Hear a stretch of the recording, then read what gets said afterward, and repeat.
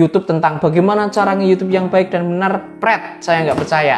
Yang bilang kalau nge-YouTube gampang itu siapa? Salah semua. YouTube itu nggak gampang teman-teman ya, tapi butuh yang namanya proses dan konsisten. Video ini saya buat tanggal 13 bulan 3 2025. Ini nanti yang melihat video ini entah itu kapan, itu akan menjadi salah satu bukti kalau yang namanya YouTube itu nggak gampang. Bukti nyata, channel YouTube saya nih yang pertama nih teman-teman, itu ada buktinya, udah dapat silver play button. Itu saya buat dari tahun 2019, channel YouTube-nya ini nih.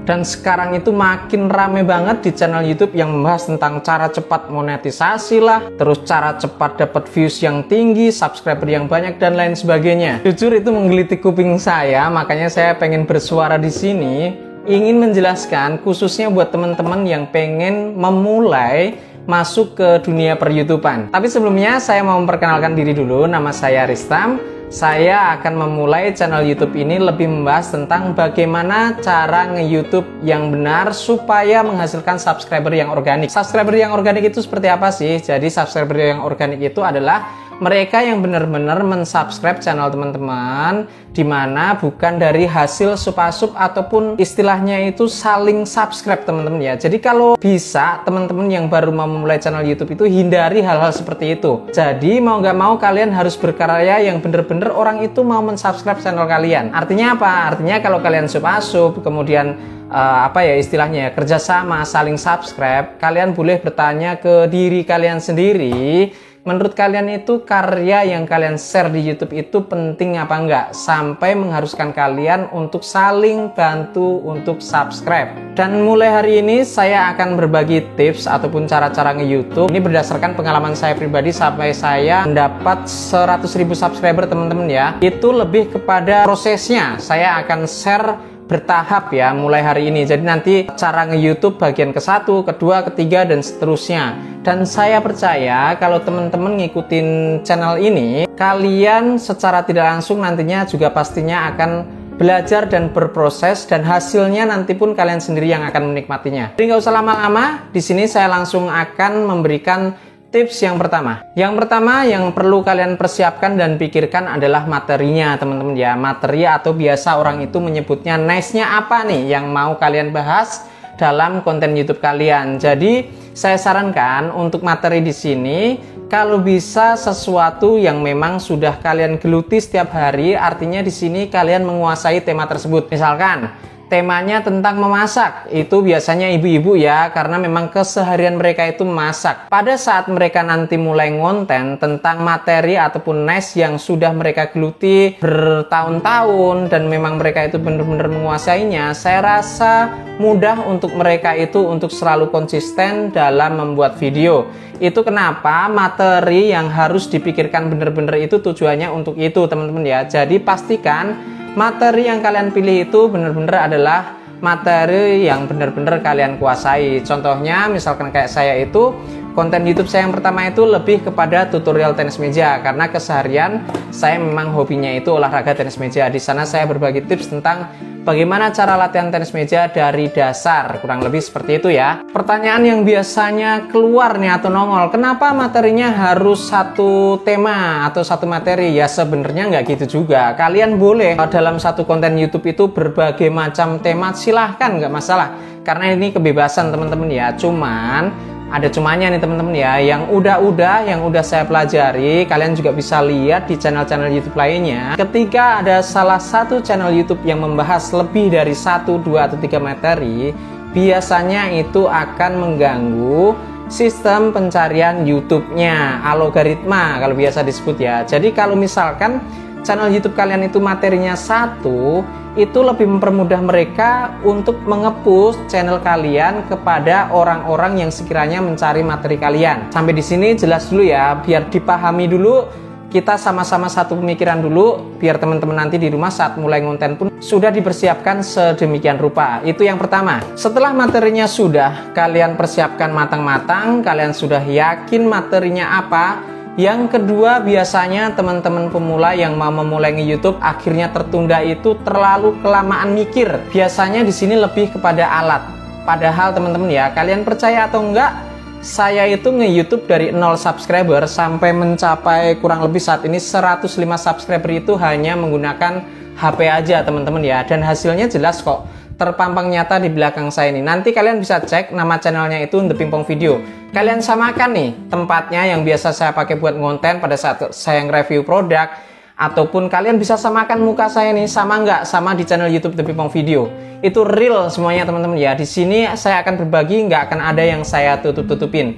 Jadi yang kedua, saya sarankan kalian jangan terlalu pusing mikirin alat ya. Yang penting kalian ada HP, HP-nya ada kameranya. Kameranya cukup kalian bersihin dulu setiap kali mau ngonten biar hasilnya itu jernih. Tidak perlu mikir, lebih baik kan kalau kita ngonten YouTube pakai kamera yang bagus, kemudian editornya itu pakai laptop ataupun PC yang sedemikian rupa. Percuma kalau baru pertama kalian ngonten, terus kalian membahas ataupun alasan kalian itu untuk ngontennya nunggu mempunyai kamera yang bagus, alat yang bagus. Percumanya kenapa? Ketika kalian nih misalkan dikasih orang nih buat kamu ngonten, dikasih kamera yang bagus, kemudian editornya juga yang bagus, kira-kira nih pertanyaan saya yang pertama, kalian sudah menguasai belum cara mengoperasikannya? Ya, jadi nggak ada alasan ketika kalian pengen ngonten, kalian kendalanya itu di alat. Jelas di sini ya. Itu tadi adalah tips yang kedua. Sekarang lanjut yang ketiganya. Setiap kalian mau memulai konten atau shoot video, saya sarankan untuk awal-awal kalian memulainya dengan menulis kerangkanya dulu. Kerangka di sini yang saya maksudkan adalah alur video kalian itu akan seperti apa. Jadi tugas terberat seorang konten kreator itu tidak hanya sebatas kita main ngesut aja, enggak, tapi lebih kepada kira-kira video yang kita share itu maksudnya itu tersampaikan enggak ke penonton. Video yang bagus itu tanpa kita harus bicara cuap-cuap seperti ini. Kalau memang videonya bagus itu storytellingnya jelas teman-teman ya.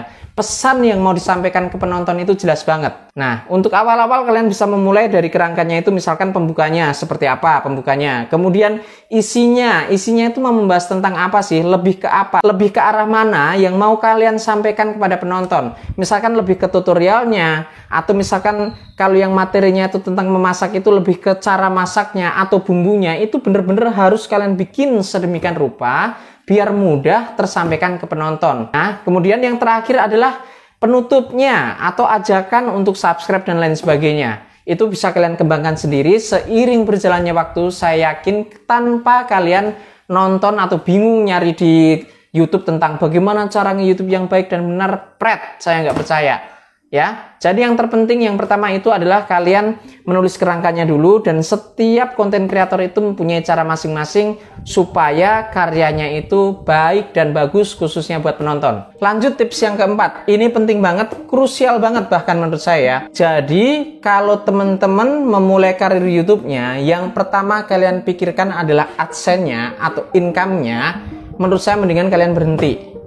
Ya, daripada kalian buang-buang waktu kalian, buang-buang pikiran kalian. Karena kalau di awal kalian berpikirnya hanya AdSense-nya, hanya income-nya, yang jadi permasalahannya adalah ketika kalian sudah capek ngonten, sudah setiap hari konsisten ngonten, ternyata hasilnya tidak sesuai apa yang kalian inginkan, itu menjadi salah satu penyebab kalian itu berhenti ngonten. Ya, perlu digarisbawahi, konten kreator itu tidak ada yang gagal. Ingat ya, tetapi yang berhenti banyak. Kenapa? Ya salah satunya itu tadi. Pertama ngonten pikirannya langsung cuan. Nggak bisa kayak gitu ya. Kalian pengen tahu nggak? Hasil daripada 100.000 sekian subscriber yang saya milikin sekarang, itu AdSense-nya berapa? Nanti kapan-kapan saya akan bedah juga. Cuman itu menurut saya nggak penting, karena kalian semua nanti pasti juga akan mengalami. Tapi nggak apa-apa buat membuka wawasan teman-teman yang baru mau belajar atau baru mau memasuki dunia per-YouTubean. Nanti akan saya share buat teman-teman semua. Nggak ada kan ada yang saya tutup-tutupin. Jelas di sini ya. Tips yang kelima, hindarin yang namanya baper setiap kalian itu selesai upload video. Bapernya itu maksudnya gimana?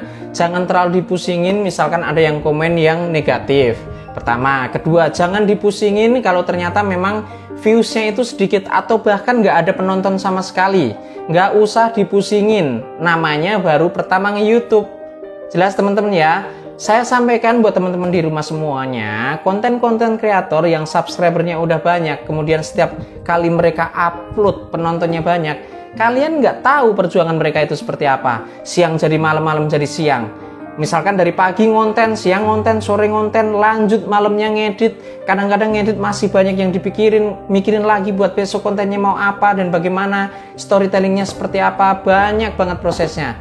Ya, jangan baper. Itu tips yang kelima. Tips keenam, ini penting banget dan ini menurut saya tips yang paling bener-bener harus kalian pegang selama kalian itu bener-bener pengen memulai menjadi content creator, yaitu adalah konsistensi dalam upload. Ya, tapi tidak asal upload juga nih teman-teman ya. Jangan asal upload foto shoot atau bikin video trek kirim upload share, jangan begitu juga. Konsistensi harus diimbangin dengan kualitas video kalian ya. Jadi jangan dibiasakan hanya mikirin upload tiap hari tapi kualitas video kalian nggak pikirkan. Jangan, daripada seperti itu mendingan kalian uploadnya seminggu sekali tapi kualitas video itu benar-benar kalian jaga. Kualitas video ini yang saya maksudkan adalah bukan editornya, bukan resolusi gambarnya, tapi lebih kepada materi yang kalian bawa.